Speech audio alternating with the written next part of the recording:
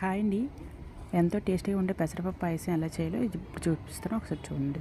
ముందుగా బియ్యం పెసరపప్పుని ఇలా కడిగి పెట్టుకున్నానండి.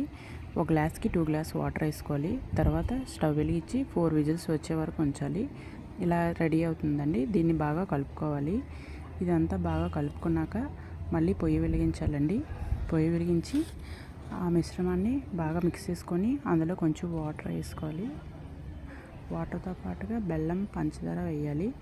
బెల్లం, పంచదార బాగా కరిగిన తర్వాత అదంతా 4 యాలకులు వేసుకోవాలండి. యాలకులతో పాటు ఇది బాగా కరుగుతుంది కదా. కరిగిన తర్వాత దాంట్లోనికే ఇదిగోండి చూడండి, నెక్స్ట్ ఇలా రెడీ అవుతుంది.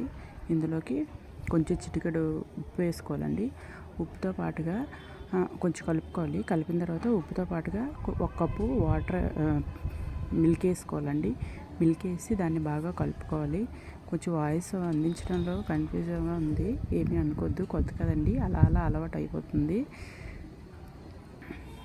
నెక్స్ట్ ఇదిగోండి ఇలా రెడీ అయింది. మళ్ళీ ఇంకొక వైపు పొయ్యి వెలిగించుకొని పాన్ పెట్టుకోవాలండి. పాన్ పెట్టుకున్న తర్వాత అందులో కొంచెం నెయ్యి వేసుకోవాలి. నెయ్యి వేసిన తర్వాత నేను ముందుగానే పచ్చి కొబ్బరిని, అలాగే బాదం, కిస్మిస్ అన్నీ రెడీగా పెట్టుకున్నానండి. పచ్చి కొబ్బరి అది తురిమాను. డ్రై ఫ్రూట్స్ వేసుకొని దీన్ని బ్రౌన్ కలర్లోకి వచ్చే వరకు బాగా వేపుకోవాలండి.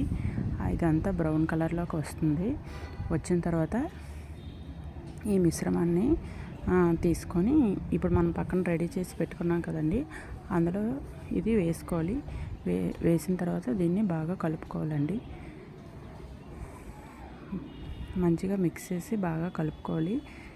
నెయ్యి వాసనకే చాలా గుమగుమలాడిపోతుందండి. చూడండి ఇలా రెడీ అవుతుంది.